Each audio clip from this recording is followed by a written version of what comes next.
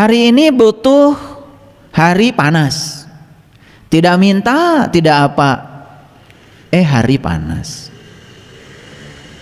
Jadi itu yang dimaksud, makanya kebetulannya tanda kutip. Hari ini perlu hujan karena habis menanam pohon. Nggak minta, nggak apa. Hujan. Itu maksudnya. Jadi sinkronitas tuh begitu, ya. Jadi seakan-akan tuh kebetulan, dan kebetulannya nanti tambah banyak itu. Nah itulah ya, kegratisan semesta itu mulai mengalir. Bahkan banyak sekali kita mendapatkan sesuatu dalam hidup tanpa upaya yang keras. Nah itu jalan hidup yang luar biasa, itu sangat menakjubkan. Jadi akan semakin banyak itu yang namanya kebetulan-kebetulan itu. Hati-hati ya, dalam hidup tidak ada yang kebetulan. Tentu saja tanda kutip yang disebut dengan kebetulan ini datang karena karma baik kita, datang karena kesadaran kita sudah meningkat, gitu ya. Jadi anak sekolah perlu biaya, ada biayanya, gitu ya. Mau piknik ya, ada acara wisata, ingin sekali, padahal pada saat daftar belum punya uangnya. Hari H-nya di deadline dari panitia ada duitnya, gitu. Nah ini kebetulan-kebetulannya akan banyak, tapi kebetulan yang bukan kebetulan. Sekali lagi, kebetulan yang bukan kebetulan, gitu ya. Saya juga hari ini mengalami kebetulan. Jadi tadi pagi waktu sarapan, ya, yang kerja di rumah bilang, karena istri saya nggak ada, sedang nengok anak saya di Bogor. Jadi kalau istri saya nggak ada kan pasti urusan dapur pasti lapornya sama saya. Jadi sekarang saya jadi ibu rumah tangga sekaligus bapak rumah tangga. Jadi air habis lapornya ke saya. Ya, telur ayam kampung habis lapornya ke saya. Jadi baru saja tadi pagi, ya, telur ayam kampung katanya buat sarapan saya habis, karena saya itu kalau pagi sarapannya buah dan telur rebus, ya, setengah mateng. Barusan saya lihat Bunda Cucu sama Ayah Asep ngasih ayam kampung banyak lagi. Itu kebetulan, kebetulan itu, iya, kebetulan yang bukan kebetulan, karena saya tidak pernah mengeluh. Jadi waktu orang kerja bilang begitu tuh nggak ada di sini, aduh kumaha tuh, nggak ada aduh. Jadi saya datar aja. Nah sifat datar yang seperti itu ternyata itu mengizinkan tangan semesta untuk bekerja, dan itu luar biasa. Dan kebetulan itu bagi saya itu tiap hari. Ya, Sabtu Minggu kemarin ya, hari Sabtu ada pemberkatan di rumah. Hari Minggu ada yang pelatihan sholat khusyuk. Udah gitu yang datang ke rumah juga biasa. Kalau ada pelatihan sholat khusyuk, yang datang bukan yang pelatihan kan, yang lain juga pada datang. Ya kebetulan saja ya. Buah ada yang bawa, kue ada yang bawa. Bahkan sekarang tuh di rumah ya bingung ya, sudah dibagikan ke tetangga ya, itu banyak terus. Nah itu kebetulan yang bukan kebetulan. Maaf ya, itu tanda bahwa kita udah pulang. Justru keberlimpahan itu luar biasa. Yang disebut dengan wayar zukhu min haitsu la yahtasib itu saya alami. Karena syaratnya cuma satu kan, wa may yattaqillaha yaj'al lahu makhraja wa yarzuqhu min haitsu la yahtasib. Dengan takwa, dengan yakin seyakin-yakinnya, tidak ada keraguan tentang hari esok. Karena kita hadir di sini hari ini sekarang, yaj'al lahu makhraja. Semua masalahmu akan diberi jalan keluar tanpa kita mencari jalan keluarnya. Wa yarzuqhu min haitsu la yahtasib, dan Allah memberikan rezeki dari arah yang kita tidak pernah menyangkanya. Gimana bisa begitu? Ternyata permainannya sederhana. Kalau kita melakukan kebaikan, jangan berharap orang yang dibaiki sama kita membalas kebaikan kita. Karena begitu kita berharap, berarti kita sedang mengarahkan harapan kita kepada yang kita harapkan. Justru bebaskan saja pikiran tentang itu, baru kita akan mendapatkan rezeki dari arah yang tidak disangka. Kan nggak disangka, kalau hari ini saya dapat beras, tidak disangka hari ini saya dapat telur, tidak disangka tidak ada pikiran tentang itu kok. Karena tidak disangka datang. Nah kalau disangka akan datang yang kita sangka. Jadi sangkaan kita pada saat kita melakukan kebaikan itu yang membatasi rezeki kita. Ulangi ya supaya ngerti ya. Sangkaan kita saat kita melakukan kebaikan itu yang membatasi rezeki kita. Contoh, saya berbuat baik sama si A, ngasih oleh-oleh. Semoga kalau dia juga punya rezeki ngasih oleh-oleh sama saya, ya dapat oleh-oleh sebatas yang disangka. Jadi pikiran kita, sangkaan kita telah membatasi yang akan datang kepada kita. Nah, inginkah sekarang kita mendapatkan keberlimpahan tanpa batas? Ilmunya sederhana. Setiap berbuat kebaikan, jangan menyangka bahwa kita akan mendapatkan kebaikan yang sama dari orang yang dibaiki oleh kita. Nah itu yang disebut dengan nol, itu yang disebut dengan kosong. Kebaikannya satu, karena pembaginya nol, dapatnya tak terhingga. Kebaikannya dua, karena sudah nol, dua dibagi nol tak berhingga juga. Berapapun angka dibagi nol selalu tak berhingga. Kebaikannya tiga, nol, tiga dibagi nol tak berhingga. Kebaikannya empat, pembaginya nol tak berhingga. Jadi setiap kebaikan kalau pembaginya nol, maka hasilnya tak berhingga. Coba sekarang, satu dibagi satu, sabaraha. Satu. Berbuat kebaikannya satu, pengen satu, ya satu dibagi satu, dapatnya ya satu. Kebaikannya satu, keinginannya dua. Coba satu dibagi dua, berapa? Setengah, lebih kecil lagi. Kebaikannya satu, keinginannya 100. Satu bagi 100 berapa? 1/100, 0,01. Tuh. Jadi makin banyak keinginan, ternyata hasilnya makin saeutik. Ini rumus matematika yang nggak pernah disadari. Ternyata kalau ingin tak berhingga, pembaginya harus nol. Ya kalau nggak nol juga nggak apa-apa deh, pembaginya 0,1. Karena 1 dibagi 0,1 masih ada muatan, tapi sedikit muatannya. Berarti 0,1 deh. 1 dibagi 0,1, 10. Kan dulu pernah belajar ya, 1 dibagi 0,1, 0,1 itu 1/10. Kalau angka dibagi harus dibalik pembaginya. Jadi 1 dibagi 1/10 berarti 1 kali 10/1, 10.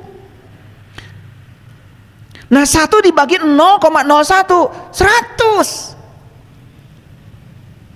Masih berbilang dong kalau 100, tapi kalau 1 dibagi 0 tak terhingga. Nah anehnya kita itu ingin dapatnya tak terhingga, tetapi pembaginya 1, 2, 3, 1000. 1 dibagi 1000, 0,0001.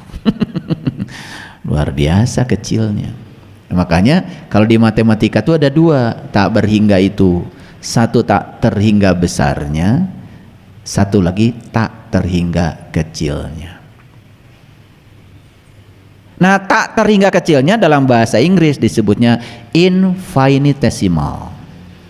Infinite itu tak terbatas, tapi tak terbatas kecilnya. Aduh letik pisan. Makanya akibatnya apa? Mohon maaf ya, tasnya sih asli tapi isinya kosong. Daripada tas asli isinya kosong, lebih bagus tasnya asli isinya banyak.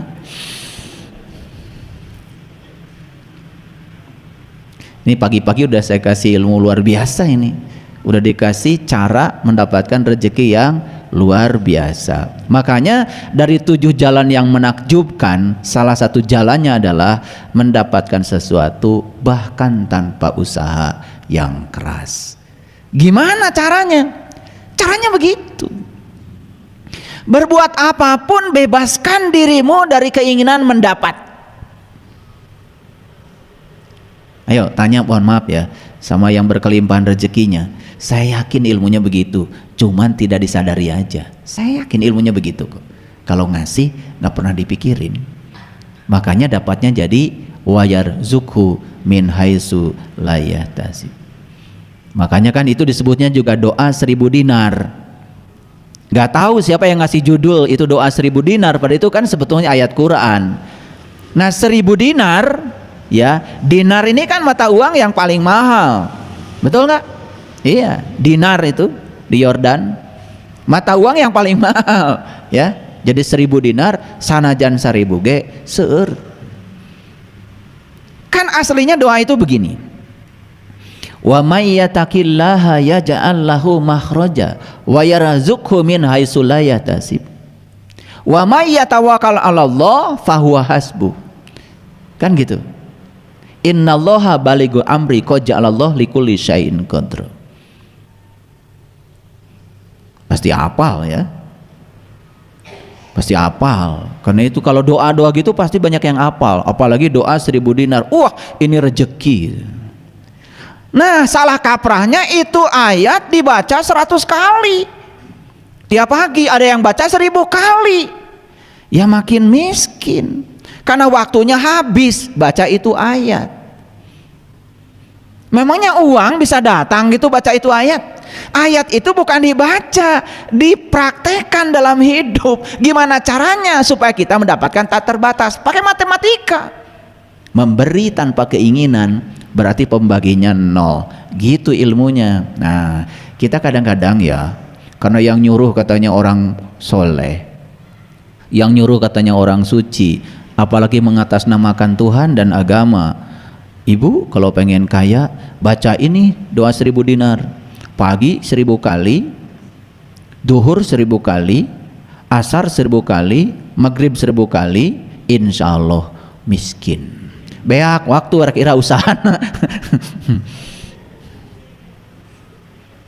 Da artos mah ibu tegaduheun sampean. Moal bisa lempang kanu tas. Harus dijemput. Nah ngejemputnya gimana? Nah ada yang menjemput dengan cara yang susah, ada yang menjemput dengan cara yang mudah.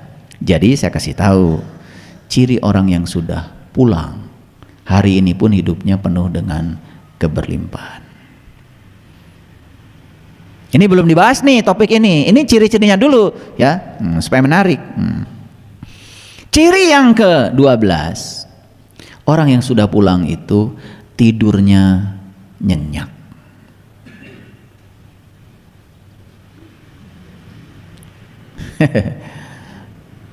Tidur di mimpi dikejar anjing gelo, ketemu kuntilanak. Ini pengumuman ya. Orang yang tidurnya masih seperti itu masih jauh untuk pulang.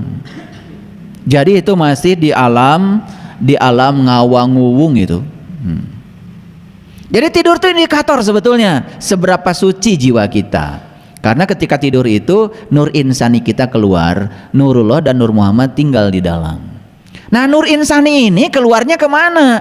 Terserah, tergantung kualitas dari nur insani itu sendiri. Kalau nur insaninya kotor, saat keluar masuk ke alam kotor. Nur insaninya bersih, ya ketemu dengan orang-orang suci, mimpinya ketemu dengan para nabi, para rasul, para wali, dapat ilmu bahkan ketika sedang mimpi. Itu bedanya. Makanya maaf ya, orang yang sudah pulang itu tidurnya saja nyenyak.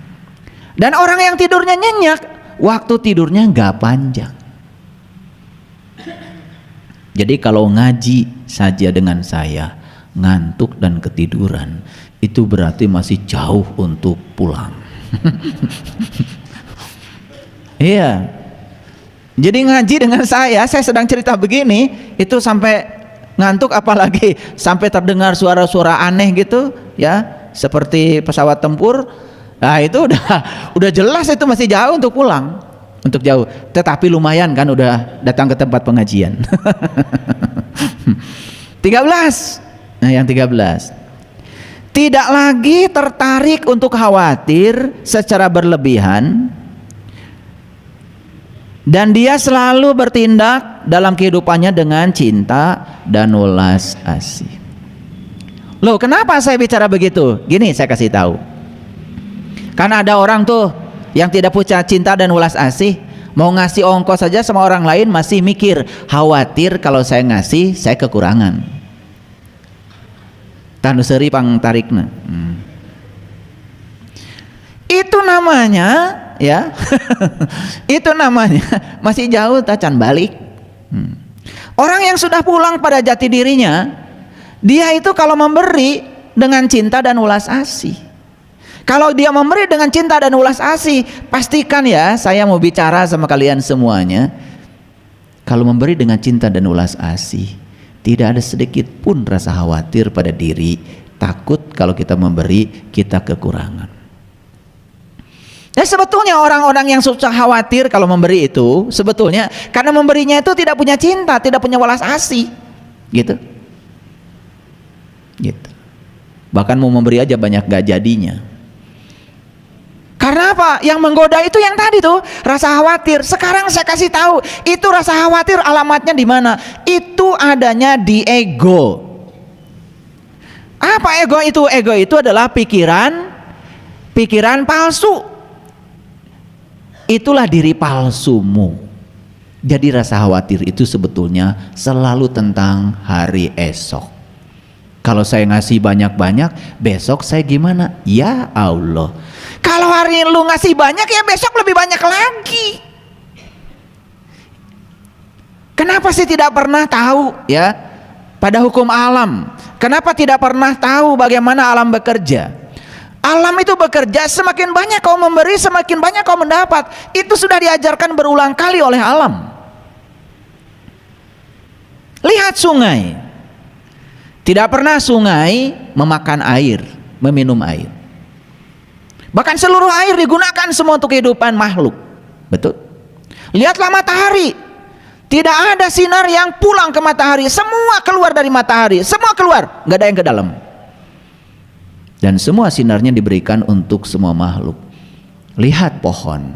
Pohon mangga, pohon pisang. Semua hasil buahnya pun dipersembahkan buat alam. Gak ada pohon yang makan buahnya sendiri. Manusia aja. Hanya manusia yang menghasilkan banyak hanya untuk dirinya sendiri. Hanya manusia. Tetapi anehnya manusia menganggap dirinya lebih mulia dari pohon. Gak sadar tuh manusia. Bahkan memimpikan tempat istimewa setelah kematian. Itu era gitu. Pohon pisang aja saya tanya, nanti kamu kalau mati mau masuk surga apa neraka?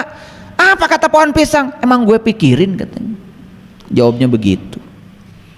Dia persembahkan seluruh pisangnya buat kehidupan, buat semesta. Dia tidak memimpikan tempat istimewa setelah kematian. Hanya manusia yang suka memimpikan tempat istimewa setelah kematian, padahal dia tidak pernah berbuat apa-apa dalam kehidupannya. Lucu nggak manusia itu? Lucu nggak? Lucu memang. Jadi orang yang berkelebihan dalam khawatirnya itu karena tidak punya welas asih, tidak punya cinta. Makanya orang yang tidak punya cinta, tidak punya welas asih, jangan berharap dia memberi. Karena setiap dia memberi, pasti dia khawatir. Khawatir kalau memberi dia berkurang. Ya. Saya pernah cerita sama kalian. Anak saya diterima di sekolah, di perguruan tinggi. Dan uangnya sudah ada buat bayarnya. Tinggal nunggu waktu. Begitu hari H-nya diumumkan, tinggal bayar. Ini menjelang hari H, datang itu, ya. Sahabat kita butuh uang sebesar uang iuran anak saya yang sudah ada. Diapakan tuh uang? Saya kasih semuanya. Saya tenang saja, tidak ada pikiran apa-apa. Karena saya sudah yakin dengan cara semesta bekerja, sudah yakin. Bahkan saya kasih tahu, uang itu masih kurang sebetulnya. Kurang. Jadi butuhnya 66 juta, uangnya baru ada 50 juta. Udah gitu yang 50 juta dipinjem lagi. Jadi masih kurang 16 juta, yang 50-nya dipinjem. Coba, berani nggak bermain-main dengan Allah? Saya berani aja, saya kasih. Itu hari hanya saya tidak dapat uang 16 juta dari dia, saya nggak ngebungakan duit. Dia bayar 50 juta dan saya sudah punya uang tambahnya 16 juta.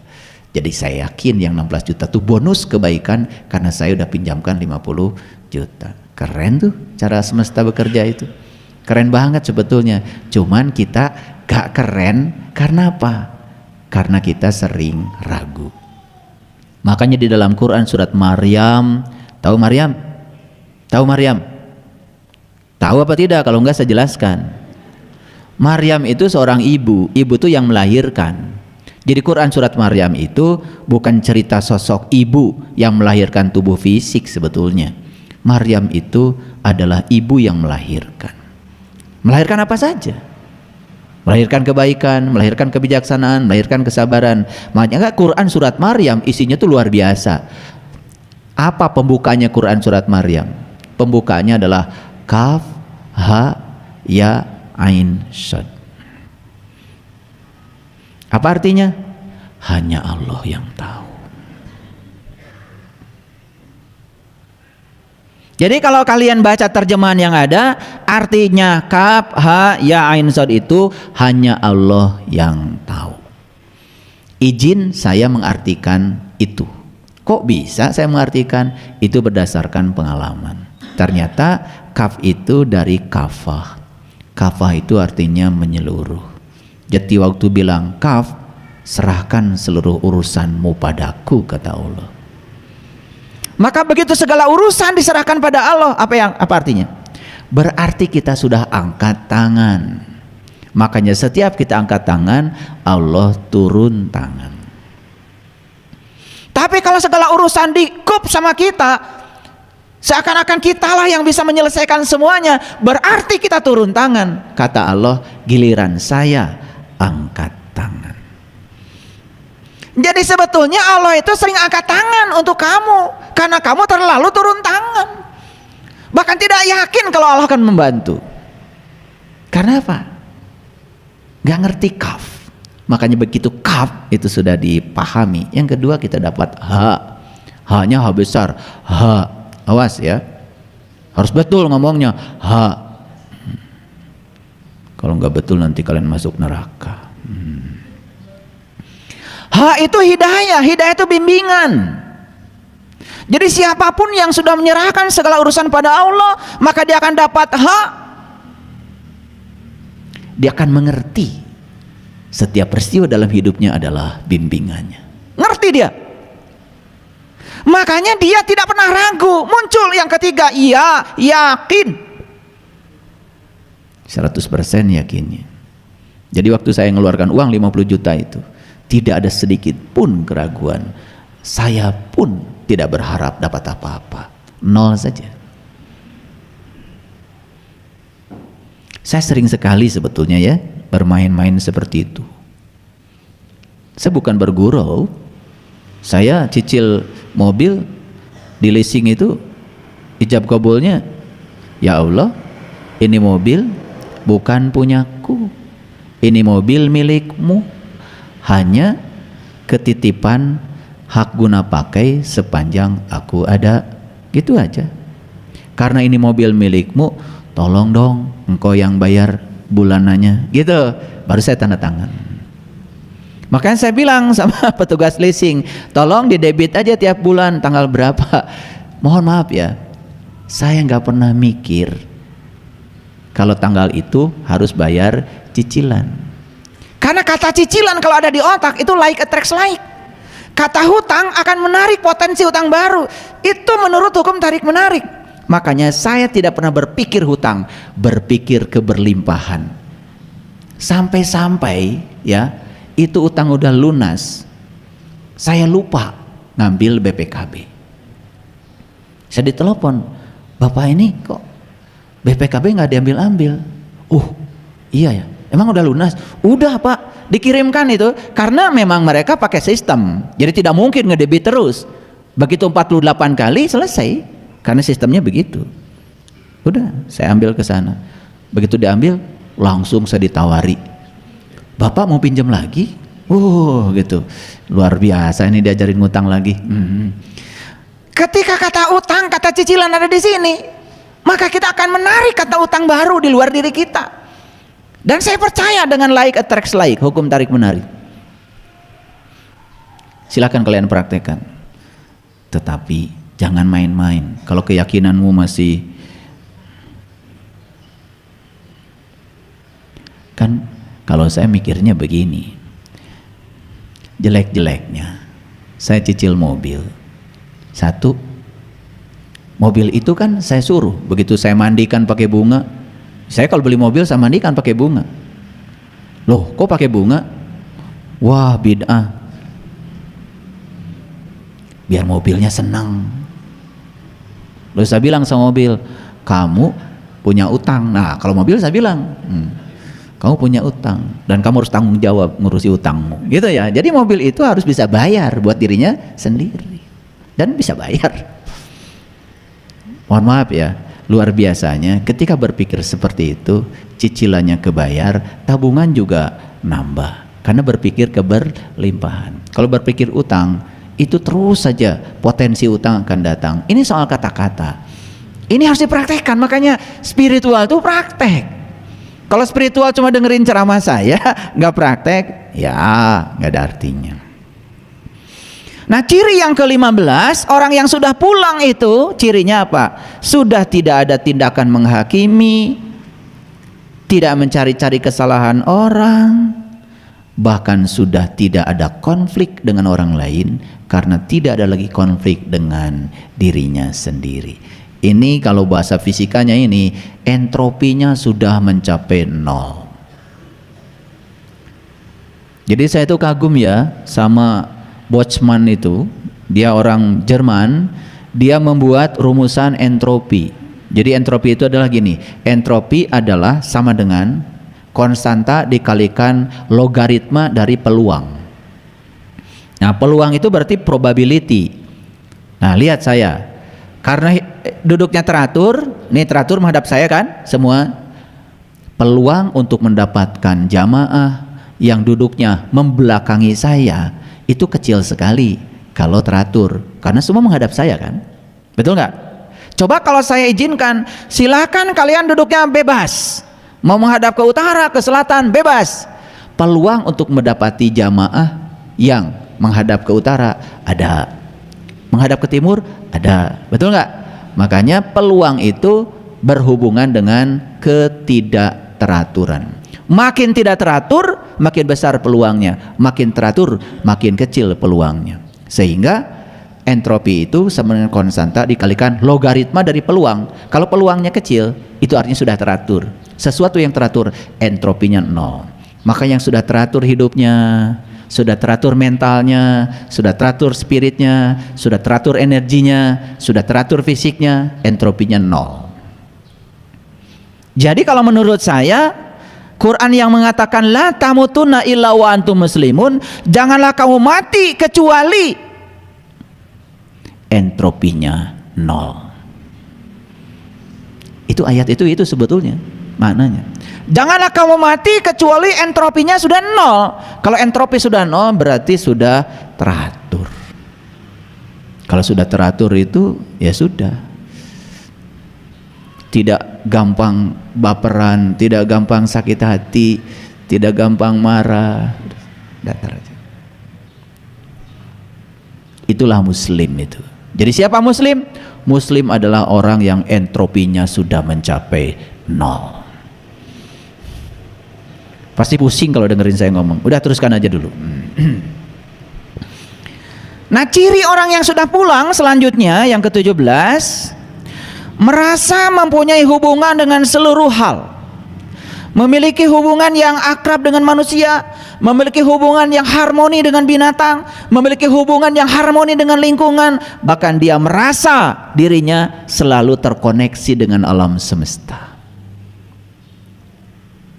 Makanya saya latihkan, kalian saya ajak ke alam, di alam saya ajak meditasi.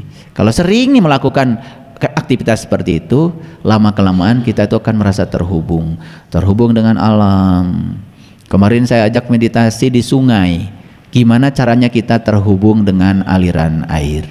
Pada nangis itu, ya, hanya memperhatikan aliran air saja nangis. Hanya memperhatikan suara air saja gemuruh nangis. Kenapa? Sudah resonansi dengan alam.